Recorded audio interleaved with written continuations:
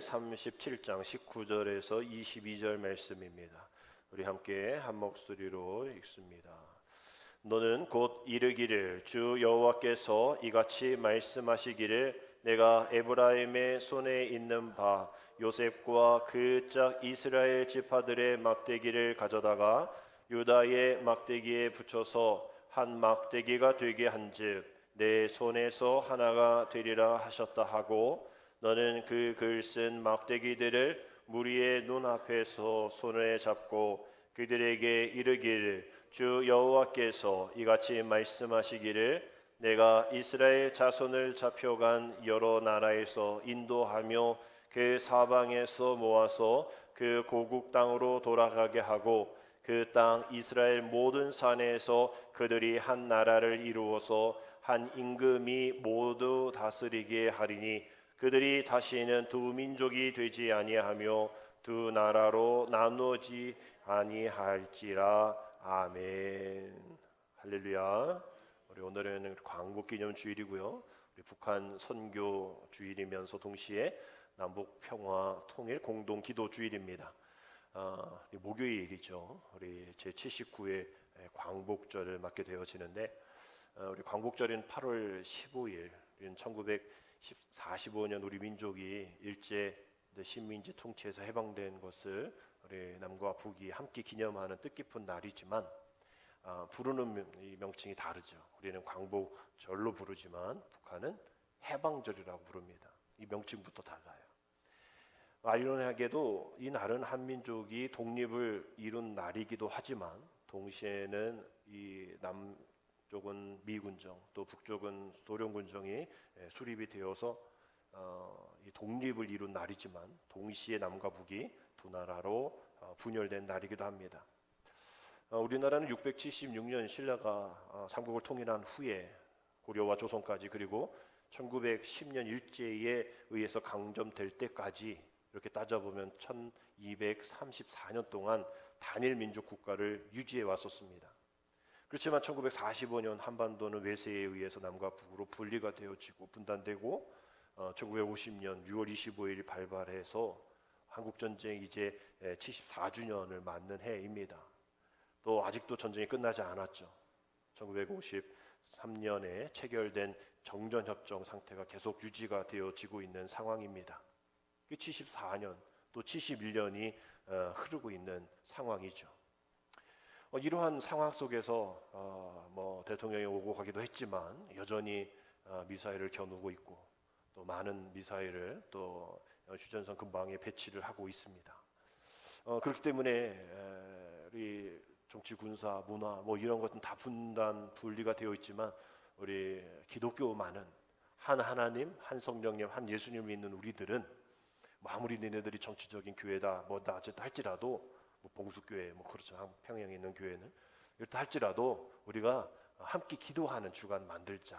이래서 이 남북 평화 통일 공동 기도주일이라는 것을 만들어서 기도문을 함께 작성하고 또 남과 북, 또 북과 남 이러한 호칭도 한쪽으로만 치우치지 않게 이렇게 기도문을 만들고 또 기도문을 또 북으로 보내고 이것 좀 니네 마음에 들지 않는 거 있으면 좀 수정 좀 해. 이래서 우리한테 다시 오고 이래서 그 요맘때쯤이죠. 8월 둘째 주, 셋째 주 요맘때쯤에 남과 북의 공식적인 교회들이 우리 아까 읽었던 그 공동 기도문을 읽습니다. 그래서 우리의 한반도가 한 하나님으로 은하여 한민족의 그 일들을 계속 이어갈 수 있어 통일을 허락하여 주옵소서. 우리 교회들이 먼저 기도합니다. 이런 기도의 제목들이 있었거든요. 근데 제가 여기 올 때도 역시 있었는데 코로나 이전 얼마 그때부터 이제 기도문까지 교류를 하지 말아라 이런 북한 당국의 그런 지령이 있었겠죠. 오고 가고 그런 것도 아니라 기도문 함께 읽겠다는데 그것조차도 허락하지 않는 그런 상황입니다. 그래서 어쩔 수 없이 남쪽이 이걸 만들고 북쪽으로 보내긴 하지만 북쪽에서 회신을 하지는 않는 거죠. 그래도 우리는 그래도 기도하자. 그래서 우리 좀 전에 공동 기도문 그 기도문으로 우리 한국교회가 함께 기도하고 있습니다. 기도라도 해야죠. 그리고 북한 그 정권을 위해서 또 그 어려운 이 주민을 위해서 우리가 기도해야 됩니다. 하루속히 그 정권이 무너지고 새로운 정권이 들어오고 또 그 민족이 어려움 당하지 아니하도록 우리가 기도해야 하는 거예요. 그거 하지 않으면 안 됩니다. 빨리 망해라, 빨리 죽어라 이래서 되어지는 일이 아니기 때문이죠. 우리가 또 폭우로 인해서 어렵고 힘들고 뭐 이런 피해 저런 피해 있다라고 기사가 있을 때에 우리가 북한 쪽의 기사를 외신을 통해서 보면 북한 압록강 그 위화도 일대에 큰 폭우로 인한 이 침수 피해가 있어서 요즘 보셨죠 뉴스에 그 김정일이 보트 타고 갔다가 오기도 하고 뭐 지금은 이재민들을 천몇백 명을 평양으로 뭐 데리고 왔다 뭐 이렇게 하던데 이게 공식적인 건 나와 있지 않죠. 비공식적으로 한 1000여 명이 사망했다라고 얘기를 하더라고요. 지금 그러한 상황이 있습니다. 근데 더 큰 문제는 그 일할 예로 보여주는 그 북한 정권이 얼마나 악독한지에 대한 지금 자기 가족들이 죽었잖아요. 떠내려갔잖아요. 시신으로 남아있잖아요. 아니 본인 가족이고 어머니고 아버지고 딸인데 불구하고 그 자리에서 울으면 감시원들이 제지하는 거예요. 울지 말라고. 지금 사진들 찍히면 어떡하냐고. 아니 지금 다른 것도 아니라 지금 이 자연재해로 인해서 죽음을 당했으면 그거 울 수 있는데 불구하고 이게 뭐 정치적인 뭐가 아니잖아요. 자기 가족이 죽었는데도 불구하고 통곡하지 못하는 그런 사회가 바로 지금 이 시대에 살고 있는 북한의 사회라는 거예요. 슬픈 기색도 내지 못하게 막는 그 사회. 바라기는 피해 지역에 온전한 지원 공급을 좀 받아야 할 텐데 지금 받지 않는다고 하죠. 받지 않고 자기들이 어떻게 하겠다라고 얘기하는데 빨리 해결되어지고 회복되어지기 위해서도 기도해야 합니다. 왜냐하면 우리야 뭐 그들이 어쩌다 저쩌다 얘기해도 그들도 하나님의 자녀인 거예요. 성경에 있는 것처럼 주의 손바닥에 새긴 그런 자녀라는 거예요. 주의 손바닥에 새긴 자녀를 주님이 잊지 않으신다라는 그 약속의 말씀이 있기 때문에 우리는 그럼에도 불구하고 기도해야 하는 거죠. 이제 올림픽 뭐 오늘 끝나는데 올림픽에 북한 선수들이 이렇게 나오면 우리 전혀 치곤하잖아요. 그 뭐 다 주는 그 핸드폰도 폴더폰도 못 받아가지고 또 어리둥절한 그런 표정들 또 괜히 적국으로 지금 아예 명시해놨잖아요. 괜히 같이 웃고 찍었다가는 옛날에는 막 탄광 끌려가기도 하고 막 그랬는데 막 그렇게 혼날 것 같으니까 웃지도 못하고 막 이런 모습들이 있습니다. 한 민족임에도 불구하고 그런 스포츠 경기 속에서도 마찬가지. 무조건 우리를 이겨야 되는 적대시하는 그런 적국으로 표현하고 또 그렇게 대우를 해야 하는 그런 상황 속에 있는 그러한 남북 간의 모습들. 그럼에도 불구하고 우리는 그를 위해서 기도해야겠죠. 결국 우리가 기도하지 않으면 이제 광복절 79년인데 이제 80년세고 90년대 언제 또 100년이 될지도 모르는 일 아닙니까? 여전히 우리가 계속 기도하고 아직 남과 북이 하나 되지 못했지만 아직도 갈등이고 아직도 불신이 있고 증오의 벽이 높다 할지라도 우리는 이를 위해서 기도해야 합니다.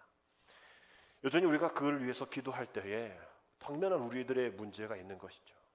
우리 가족 안에 또 우리 지역 안에 이 나라 안에 또 여야 또 노사 뭐 이러한 모든 공동체 안에 이러한 뭐 79년의 이 갈등 불신이 쌓이고 겹겹이 쌓이다 보니까 높은 장벽을 아예 갖고 사는 거예요. 그 장벽을 가지고서 사람을 만나니 적개심이 있죠. 두려움이 있죠. 저 사람 나를 어떻게 하지 않을까 염려가 있을 겁니다. 이러한 것이 뭐 남북의 문제가 아니라 우리 이 안에 우리 사회에 깊숙이 배어든 슬픔이 있다라는 거예요. 그래서 우리 하나님 앞에 오늘의 남북의 문제를 위해서도 기도해야 될 뿐더러 우리 남과 북과 같은 79년과 같은 해결할 수 없는 높은 장벽과 같은 이런 많은 그러한 분리 또 화합하지 못하는 이 연합이 어려운 우리의 사회에 서로의 그런 적대감을 가지고 있는 이 사회를 위해서도 우리가 기도해야 합니다. 우리가 기도하지 못한 이유가 그거죠. 뭐 변하겠어? 79년이나 또 되었는데도 안 변하는 걸 어떻게 하면서 우리는 포기합니다. 근데 우리가 성경의 상황에서 보면 성경은 우리가 기대하지 않았던 일들이 회복되어진 일들이 많이 있거든요. 그래서 우리는 하나님을 역전의 명수다라고 이야기합니다. 우리가 이 스포츠 경기를 보면서도 여러분들이 뭐 기쁠 때 우리나라가 막 지고 있는데 막 역전하면 되게 기쁘잖아요. 뭐 양궁도 보면 막 1점 차로 또 뭐 관역에 가까운 수 뭐 이렇게 해서 역전되어지면 안도의 한숨도 내쉬기도 하고 정말 재밌다 스릴을 따라 얘기합니다. 근데 우리가 멀리 스포츠 멀리 볼 필요가 없어요. 우리 하나님이 역전의 명수이십니다. 뭐 다른 거 볼 필요 없어요. 우리의 삶을 보십시오. 하나님 우리를 역전시켜 주시지 않았다면 우리는 이 자리에 앉아 있을 수 없거든요. 우리의 모든 삶이 하나님이 개입해 주셔서 역전시켜 주셔서 우리는 그 개입을 역전이라 볼 수가 있는 거예요. 하나님이 그냥 개입하시는 것이 아니라 우리가 그냥 이대로 있으면 지니까 세상에 지고 사탄에 지고 내 자신에 지고 이 세상의 이데올로기에 져버리는 이 패러다임에 져버리니까 하나님이 우리에게 개입하셔서 역전시켜 주시는 거예요. 하나님이 오셔서 우리를 역전시켜 주시면 우리는 조금 불편합니다. 그냥 있으면 그냥 지면 될 텐데요 뭐라고 이야기할지 모르지만 하나님은 우리를 역전시켜 주시기 위해서 우리의 부족한 모습들을 드러내 주십니다. 우리의 부족한 모습들을 다시 한번 깨고 일어나라 얘기예요. 지난주 하나님 나라에 대한 이야기했을 때 그 천국을 소유하는 것으로만 가지고 있지 말고 내 안에 계신 그 하나님의 나라 그것이 우리의 책임이라는 단어가 들어있듯이 그 책임 있게 사명 감당하라라고 얘기합니다. 우리는 내 안에 하나님 나라가 있다면서요. 그냥 내 안에 하나님 나라 있어서 그저 끝나고 죽으며 그냥 천국 가면 되는 거 아니에요? 라고 얘기하는 우리들의 이 모습을 깨기를 원하시는 거예요. 아니야 이 땅 가운데에 책임져야 될 너의 사명이 있어. 이 땅에서 하나님 나라를 보여줘야지. 이 땅에서 하나님 나라가 되어지지 못하는 이런 불신과 갈등과 하나님 나라는 그런 나라가 아닌 것을 보여줘야지. 그 책임을 져야지. 우리에게 역전시켜 주시기 위해서 오늘 우리에게 개입해 주시는 겁니다. 우리 한국교회가 또 우리의 믿음이 연약해진 이유가 무엇일까요? 우리 주님이 우리 안에 개입하셔서 역전 주시려고 하시는데도 불구하고 우리가 그만큼 주님의 노력, 주님의 땀 흘림에 따라가지 않은 거예요. 열심이란 게 그냥 이대로가 아니라 다른 사람들보다 더 열심히 해야 노력이고 그것이 우리의 애씀이 되어질 텐데 그냥 이대로 살면 되어지는 거 아닙니까? 그냥 우리의 삶이 편안함으로 나아가는 그런 일들이 있어서 한국교회가 어려움을 당하고 우리 믿음의 연약함들이 드러나는 겁니다. 그러나 성경을 보십시오. 성경은 그런 자리라 할지라도 그런 자리에서 무릎 꿇고 기도하면 그 자리가 역전의 자리가 되어지는 것을 보게 됩니다. 우리 아시는 야곱의 삶을 보십시오.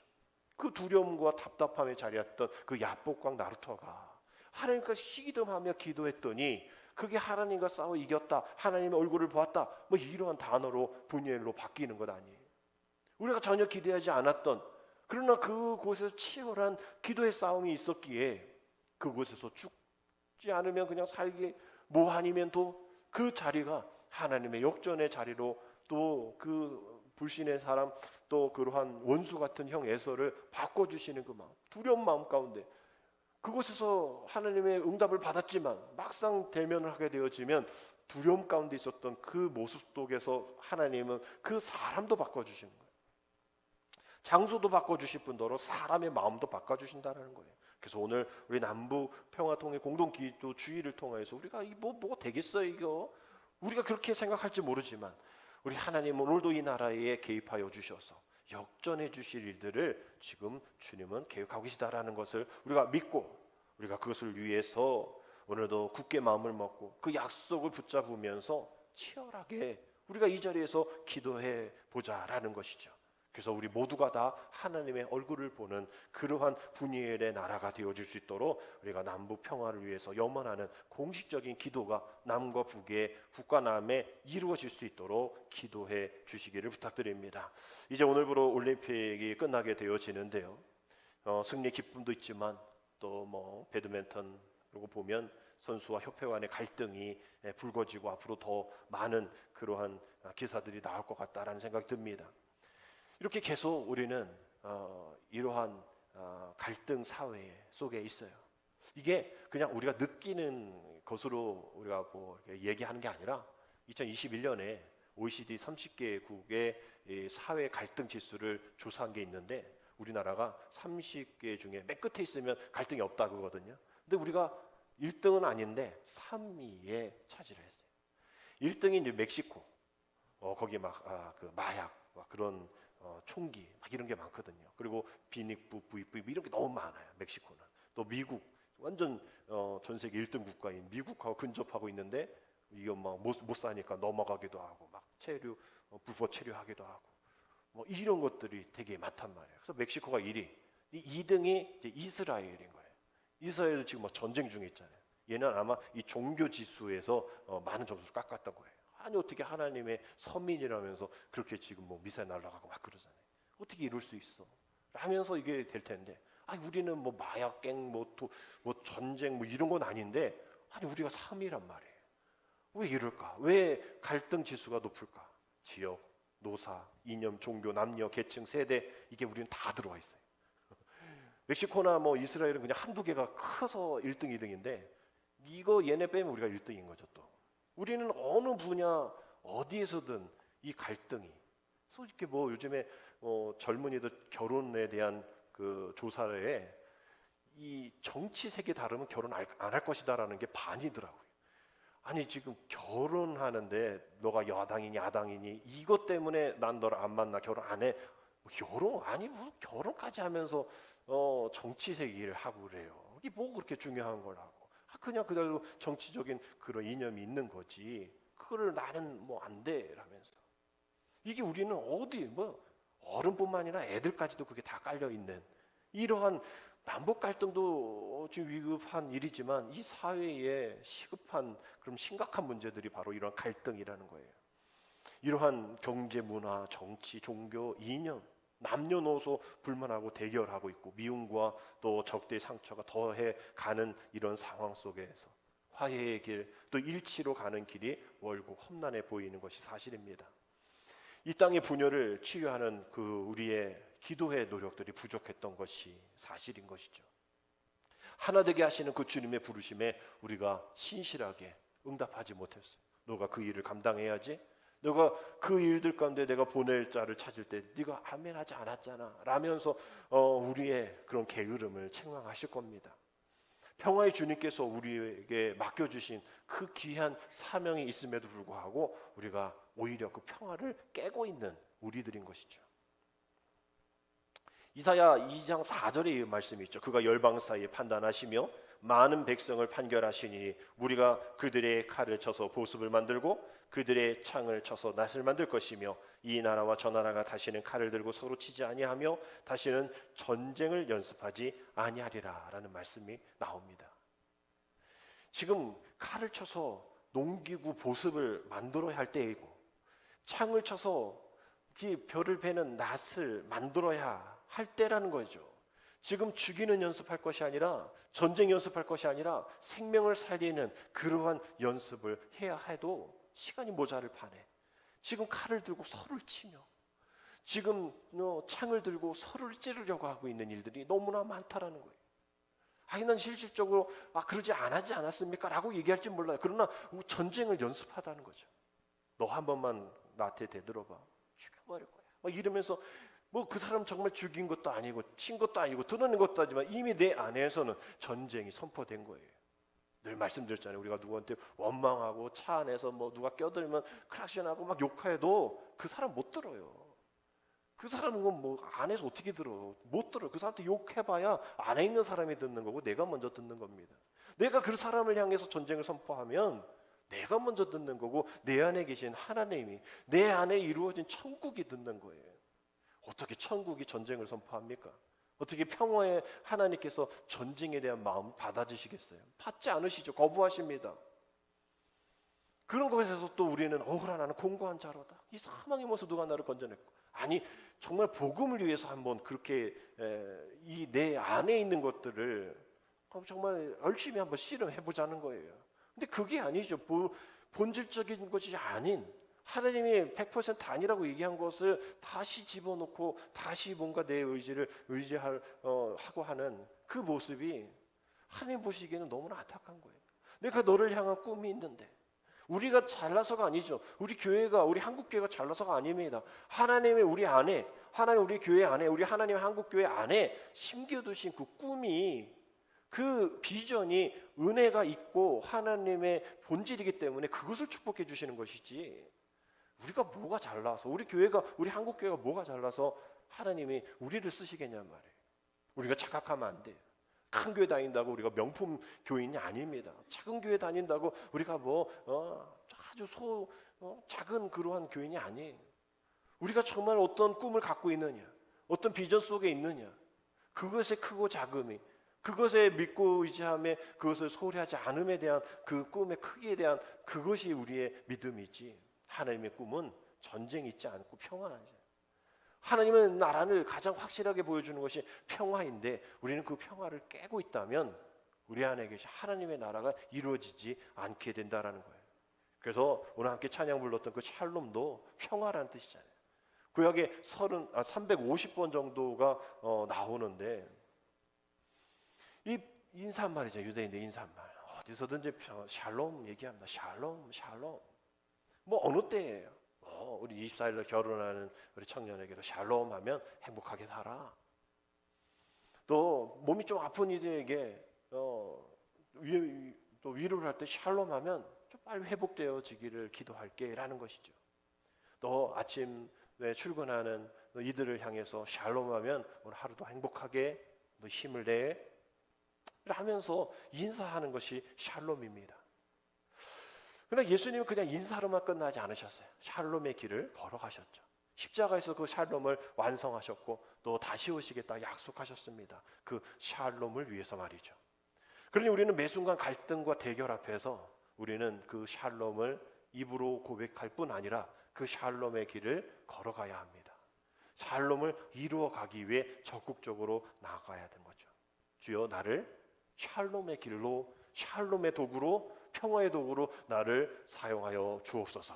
이것이 우리의 기도가 되어야 될 줄 믿습니다. 우리 성 프란치스코의 기도 아시죠? 주여 나를 평화의 도구로 써주소서.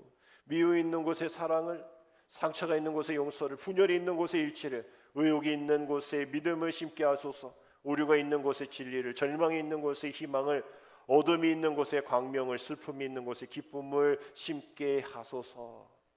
위로받기보다는 위로하며, 그 다음에 우리에게 행해야 될, 실천해야 될 이야기죠. 이해받기보다는 이해하며, 사랑받기보다는 사랑하며 주님을 온전히 믿음으로 영생을 얻기 때문이니 주여 나를 평화의 도구로 사용하여 주옵소서. 평화의 도구로 써주소서라고 이야기하는 겁니다. 평화의 도구로 쓰임받기 위해서는 위로받기, 또 이해받기, 사랑받기만을 위해서 살아가면 안 됩니다. 우리가 오히려 위로해야 되죠. 오히려 이해해야 되죠. 오히려 우리가 사랑하며 살아가야 하는 것이 우리 안에 계신 하나님의 비전이 선포되어지는, 평화의 도구가 우리가 되어 평화의 도구로 사용하여지는 주님의 사명이 우리 안에 이루어지게 되어지는 것입니다. 그래서 이스라엘 백성을 선택한 거예요. 그래서 한국교회를 선택하신 겁니다. 저와 여러분들을 선택하신 거예요. 하나님 우리 아니어도, 이스라엘이 아니어도, 한국교회가 아니어도 그 일들을 이루어 주실 겁니다. 돌로도 이스라엘 백성을 만드신다 하시잖아요. 결국은 우리가 잘나서가 아니라 하나님 우리에게 사명을 주신 거죠. 근데 이스라엘 백성들도 그 사명 가운데에 초대왕 사울, 다윗, 솔로몬까지는 통일 왕국 시대로 잘 이어져 갔지만, 그 솔로몬의 신북 중 하나 여로보암이 북쪽이 사마리아 수도로 반란을 일으켜서 한 나라를 세우죠. 또 솔로몬의 아들 르호보암도 예루살렘 수도로 해서 한 유다라는, 남유다라는 나라를 세웁니다. 그들이 해야 할 일들을 하지 않으니 자기가 하고 싶은 일을 하게 되어지는 것이 분리가 되어지는 거죠. 그래서 한 나라, 한 민족이 남과 북으로 우리나라와 같이 갈려지게 되어지는 거예요. 서로 원수가 되어 싸우고, 서로 다른 이방 민족의 왕들을 끌어들여서 서로 치고 말이죠. 이스라엘 역사 배우면 이야기들 다 나와 있지 않습니까? 이런 상황 속에서 왜 하나님은 그 선택한 백성들이 이렇게 해놓은 것을 그냥 두실까? 왜 이런 남북의 분단의 쓰라림을 그 솔로몬 시대 이후에 그냥 통일 시대를 이어가시지 왜 이렇게 하셨을까?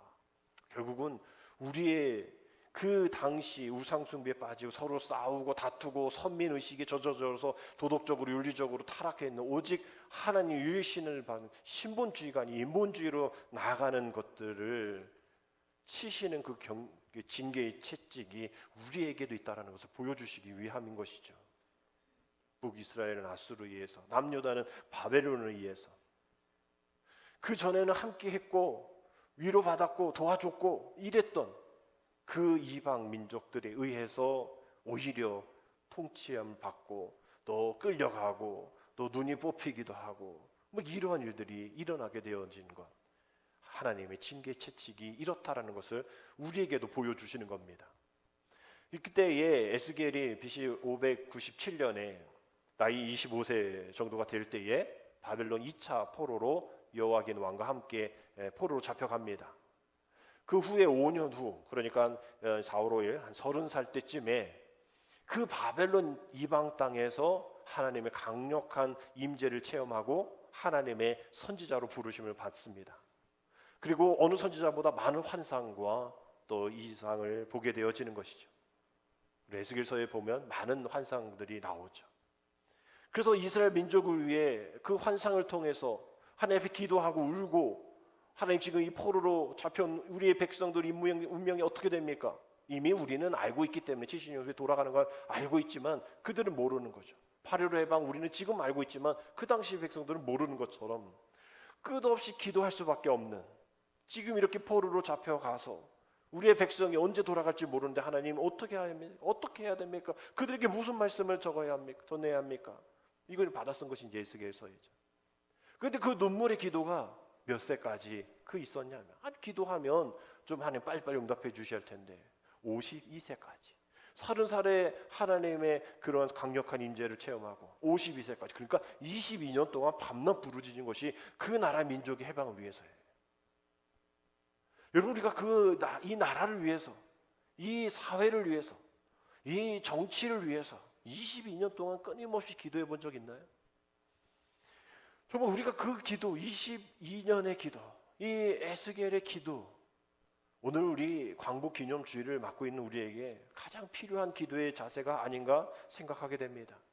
광복 79년을 맞이하는 우리 민족이 다시 한번 기도해야 될 때가 이때다라는 것을 알려주는 그러한 메시지가 담겨져 있는, 그러한 어쩌면 주님이 주시는 응원의 메시지다 볼 수가 있는 거겠죠.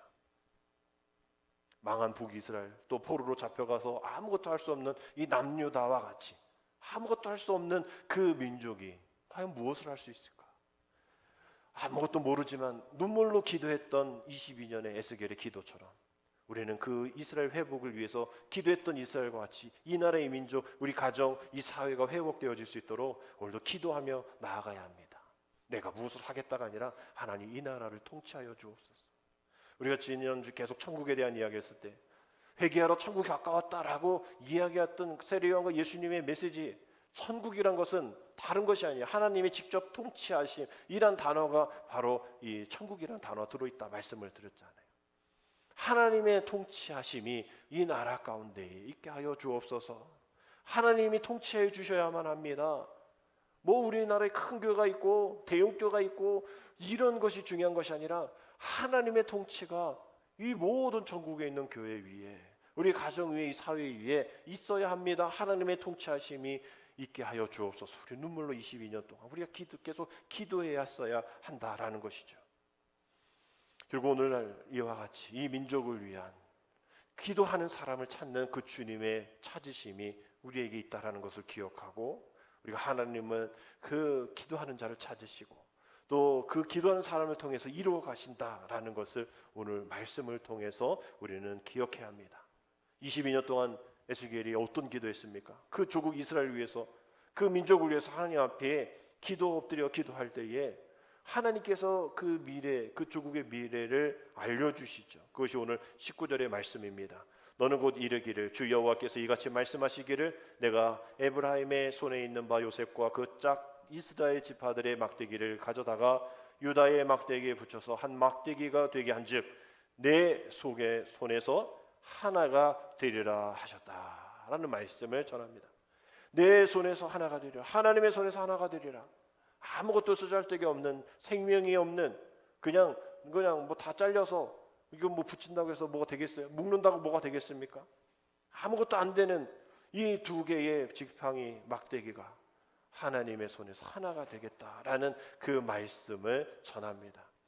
이 상황이 계속 이어지고 그런 분위기였다면 그렇군요 하나님, 알겠습니다, 내가 그걸 눈치챘습니다, 그럴 것 같습니다, 그런 분위기입니다, 이러면이야 이해할 테지만 11절의 말씀, 앞절에 있는 본문의 말씀 보면 이 정도의 상황입니다. 또 내게 이르시되 인자야 이 뼈들은 이스라엘 온 족속이라. 그들이 이르기를 우리의 뼈들이 말랐고 우리의 소망이 없어졌으니 우리는 다 멸절되었느니라 하느니라. 마른 뼈다귀 골짜기 그거 아시잖아요. 마른 뼈들, 아무것도 없는 퍽퍽한 그 사막과 같은 그 모습들이 온 이스라엘의 상황이라는 거예요.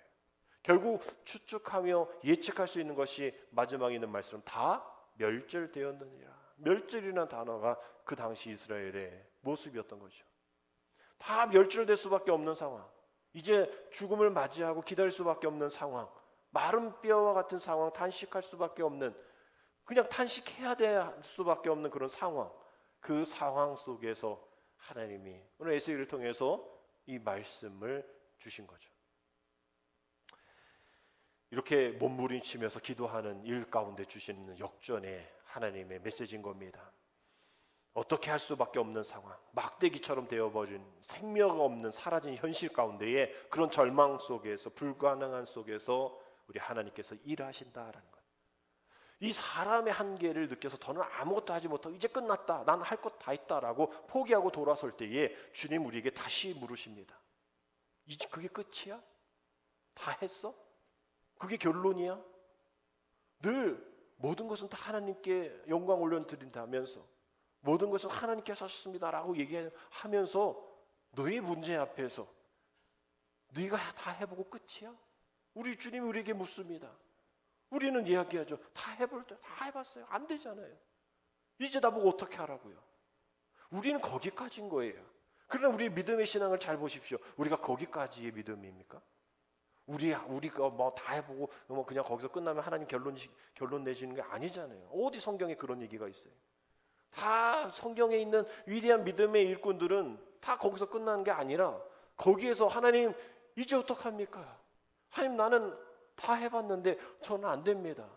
저는 안 되는 거를 인정합니다. 이제 하나님께서 해 주십시오라고 하나님께 맡겼을 때에 위대한 믿음의 일꾼으로 삼았던 그 사실들을 성경에서 우리의 발견을 왜 못하느냐 말이죠. 하나님이 맡길 때 하나님의 일을 시작하시는 것을 우리가 생각을 하지 못하기 때문에 우리가 하다가 끝나는 거예요. 남북을 위해서도 이 나라를 위해서도 기도하다가 그냥 끝내는 거예요.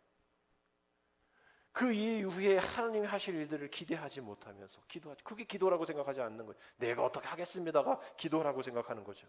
그러나 내가 어떻게 하겠습니다가 기도가 아니라 하나님이, 우리 예수님의 기도같이 나의 원대로 마시고 하나님의 원대로 되기를 원합니다. 이게 기도인 거예요.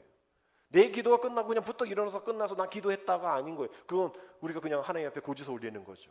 하나님 이렇게 하세요, 저렇게 하세요. 우리 하나님이 우리 부하 직원입니까? 하나님 어떻게 할까요? 우리는 오더를 받아야죠. 컨펌을 받아야죠. 받는 시간이 필요하잖아요. 받는 우리의 모습이 있어야 되잖아요.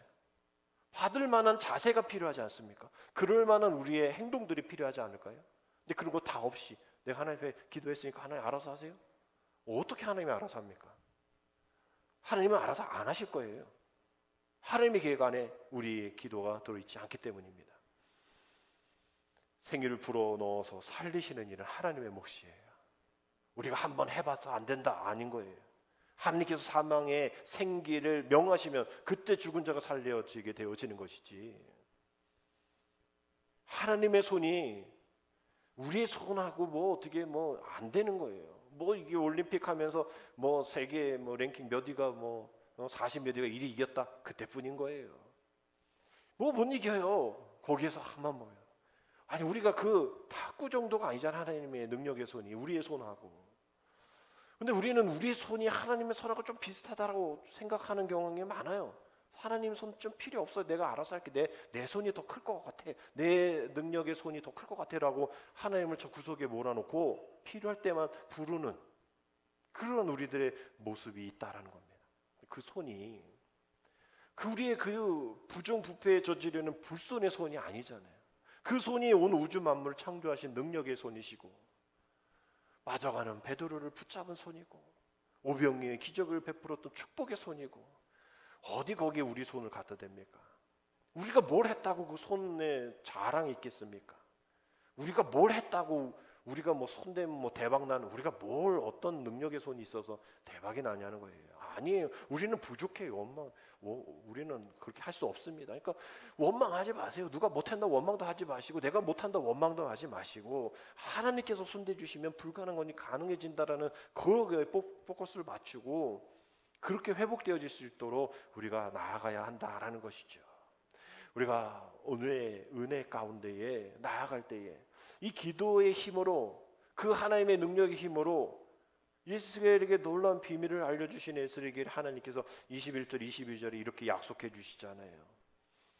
그들에게 이르기를 주 여호와께서 이같이 말씀하시기를 내가 이스라엘 자손을 잡혀간 여러 나라에서 인도하며 그 사방에서 모아서 그 고국 땅으로 돌아가게 하고 그 땅 이스라엘 모든 산에서 그들이 한 나라를 이루어서 한 임금이 되게 모두 다스리게 하리니 그들이 다시는 두 민족이 되지 아니하며 두 나라로 나누지 아니할지라. 아멘.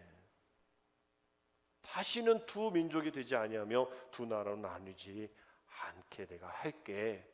이것이 나의 능력의 손이야. 우리 하나님이 말씀하시는 겁니다. 우리가 이런 것에 하나님의 은혜가 우리에게 허락하여 주셔서 다시 한번 한 임금이신 주님을 발견하고 주님을 따르며 그 한 분이신 하나님만을 향해 우리가 섬기며 나아가겠습니다라는 그 기도에 우리의 고백이 있게 되어지면 머지않아 이 말씀이 우리에게 다가오는 그 기적과 같은 역전의 명수인 주님이 하실 그런 일들이라는 거예요. 다시는 두 민족이 되지 아니하며 두 나라로 나누지 아니하리라. 우리 한번 같이 한번 따라합시다. 다시는 두 민족이 되지 아니하며, 다시는 두 민족이 되지 아니하며 두 나라로 나뉘지 아니할지라. 두 나라로 나뉘지 아니하라. 두 민족뿐만 아니라 두 이데올로기, 두 개의 패러다임, 두 개의 정치적인 노선이 아니라 우리가 모두가 다 하나가 되어 한 임금이 모두 다스리게 되어지는 그날을 위해서 우리가 나아가야죠. 하나 되면 명제는 한 분 하나님의 통치가 이 세상에 온전하게 이루어지기를 원하는 우리 믿음의 사람들의 아주 고귀하고 소중한 단어입니다. 하나 됨. 우리가 때로는 하나 되게 하소서라고 기도하는 일들이 많은데, 아니, 우리는 이미 하나가 되어 있어요. 우리가 하나 되지 않으려고 우리가 발버둥 투기 때문에 하나 되지 않는 모습으로 보여지지만 우리는 이미 한 하나님, 한 예수님, 한 성령님을 모시고 있는 한 백성입니다. 한 임금이 우리를 다스리고 계시다는 거예요. 그러나 우리가 그것을 이해하지 않고 그것을 우리가 기대하지 않고 포기하면서 분열과 아픔 속에서 나아가는 일들이 있기에 화합과 연합과 통합을 이루어가지 못하는 우리의 모습이 드러나는 것이죠. 오늘 우리가 부른 찬송가 475장, 이 찬양의 작사 작곡이 우리 감리교 신학대 교수였던 홍현설 박사님, 또 연대 작곡 음악가 있었던 나인윤 교수님께서 작곡한 인류는 하나 되게라는 찬양입니다. 1절 보면 인류는 하나 되게 지음받은 한 가족, 우리는 그 속에서 협조하며 일하는 형제와 자매다라. 형제자 자매다라는 거예요. 4절 보면 영광도 부끄럼도 함께 받는 우리다라고 되어 있죠. 믿음과 소망으로 튼튼하게 뭉쳐서 어떻게 하자? 이 어둠 뚫고 가자. 이 어둠 뚫고 가자. 찬양했잖아요. 이 가사처럼 우리가 하나 되어지게 지음받은 우리 한 가족이라는 거예요. 그래서 그 안에 협조하고 함께 일해야 되는 이유가 형제와 자매이기 때문이라는 거예요. 그러니 형제와 자매된 한 가족이라면 영광도 부끄럼도 함께 받아야 될 텐데, 영광은 내가 받고 부끄럼 네가 받아야 된다라고 분열되어지고 있는 우리들, 안 된다라는 거예요. 믿음과 소망으로 사랑으로 튼튼하게 뭉쳐야 돼요. 왜? 이게 어둠의 세상이자는 거예요. 이 어둠 세상 포기하고 이제 끝났다 절망할 것이 아니라 이 어둠을 뚫고 가야 한다라는 거예요. 이 어둠을 뚫고 가자. 이 어둠 뚫고 가자. 서로 미워하고 보복하고 죽이는 이 일들, 이 어둠 뚫고 가자라는 거예요. 그래서 누가복음 19장 42절에 우리 예수님께서 예루살렘 성과 성전을 보면서 말씀하신 이르시되 너도 오늘 평화에 관한 일을 알았더라면 좋았을 뻔하였거니와 지금 내 눈에 숨겨졌도다. 분열과 또 죽임과 또 그러한 많은 분단의 모습을 보면서 하신 말씀이죠. 너도 오늘 평화에 관한 일을 알았더라면 좋았을 뻔하였거늘. 주님의 탄식이 담겨져 있는 말씀입니다. 오늘 우리 남북 평화 통일 공동 기도 주일, 또 뭐 북한 선교 주일, 오늘도 뭐 광복 기념 주일, 뭐 이렇게 하나만 해도 힘든 세 개의 주제가 담겨져 있는 북한, 뭐 광복, 뭐 평화, 뭐 통일, 뭐 이러한 가볍지 않은 단어들이 이렇게 뭉쳐져 있는 이러한 기념 주일 흔치 않을 텐데 왜 이렇게 오늘 다 여기에 있을까?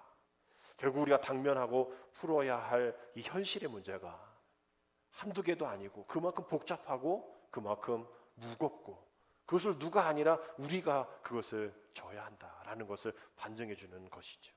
그럼에도 오늘 우리가 에스겔 말씀을 통하여서 하나님의 위로의 말씀을 우리가 받았으니 이제 그 어느 것도 소홀히 해서는 안 되는 거죠. 이것이 바로 우리의 역사고 우리 다음 세대 우리 자녀들이 이어가야 할 역사하고 감당해야 될 우리의 사명이며 또 포기할 수 없는 하나님과 우리의 소원이기 때문입니다. 그래서 우리는 그 일들을 위해서 애써야 하는 거죠. 출애굽기 32장 32절에 보면 모세가 하나님께 백성 용서해달라고 할 때의 기도입니다. 그러나 이제 그들의 죄를 사하시옵소서. 그렇지 아니하시오면 원하건대 주께서 기록하신 책에서 내 이름을 지워버려 주십시오 라고 되어 있어요.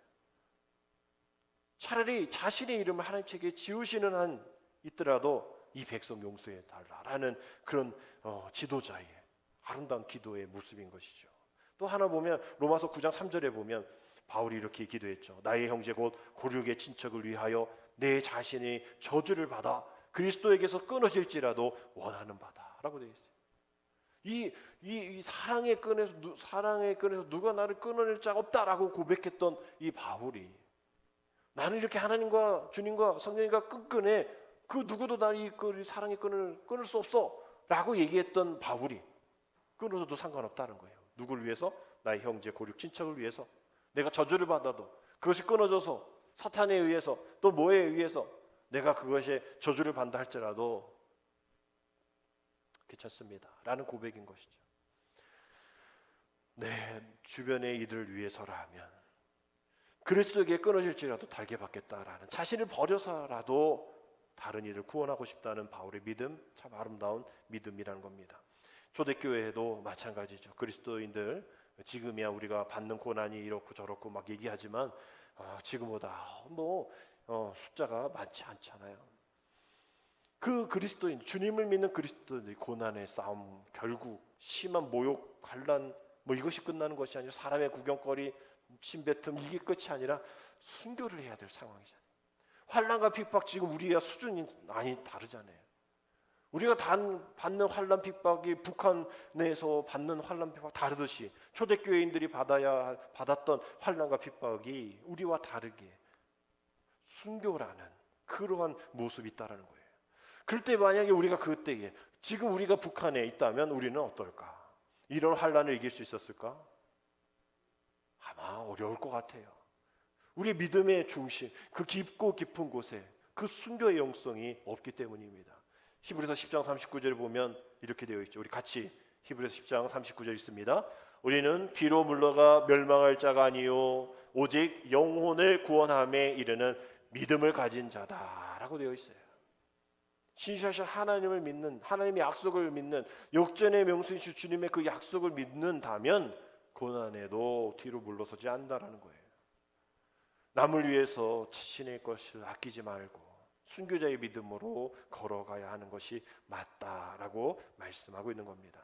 너도 하나님의 손에 붙잡힌 바 되고 나도 하나님의 손에 붙잡힌 바 되고 우리 모두가 하나님의 손에 붙잡힌 바 될 때에 남과 북이 또 한국교회가 또 여기저기 교회들이 시끄럽고 문제가 되어지는 이런 모습 속에서 거기에 이단들까지 동달아서 춤추고 있는 이런 상황 속에서 하나님의 손에 하나가 되어질 때까지 우리는 물러서지 말고 그래서 멸망할 자로 포기하지 말고 우리의 영혼의 구원함에 그 믿음을 가지고 그 모든 멸망과 또 모든 그런 불신과 고난보다 더 큰 그 믿음만을 가지고 우리가 앞으로 나아가게 되어지면 오늘도 하나님 나라에 대한 회복의 꿈이 하나님의 꿈인 동시에 우리의 꿈이 되어서 오늘도 혐오와 불신과 증오의 벽 속에 서로 등대고 서로 마주보지 않는 이런 상황 속에 우리가 다시 한번 기도하면서 오늘 이렇게 기도하는 기도의 주간을 통하여서 주님 다시 한번 우리 민족이 하나 되게 하여 주옵소서. 다시 한번 우리의 민족 속에서 하나님의 구원에 임하실 정결한 하나님의 믿음의 백성 되어서 하나님의 손에서 다시 한번 시작되어질 수 있는 하나님의 손에서 다시 한번 두 나라가 한 나라가 되어지는 그러한 평화 통일을 이루어가는 우리 되어질 수 있도록 에스겔과 같이 22년 기도하며 끊임없이 기도하며 주님 앞에 나아가는 우리 되게 하여 주옵소서. 우리가 기도하며 나아가는 저와 여러분 되시기를 주님의 이름으로 축복합니다. 기도드립니다. 하나님, 우리 나라와 한국교회를 위해 다시 일어나도록 하나님의 한없는 격려와 응원을 허락하여 주옵소서. 우리 민족이 걸어온 동족 상잔의 분열의 역사를 긍휼히 여겨주시고 우리가 통일을 향한 그 간절한 마음, 에스겔의 마음과 같이 눈물로 기도하며 무릎 꿇게 하여 주시고 화해와 일치의 도구로 쓰임받았던 믿음의 선진들과 같이 우리도 쓰임받을 수 있도록 우리를 훈련시켜 주옵소서. 그리하여 마른 뼈들이 살아나 제발로 일어나서 그러던 고국을 향해 힘찬 발걸음을 내딛던 것처럼 하나님의 손에 새로운 나라, 새로운 민족, 새로운 가정 되어질 수 있도록 하나님 인도하여 주옵소서. 예수님의 이름으로 감사하며 기도드립니다. 아멘.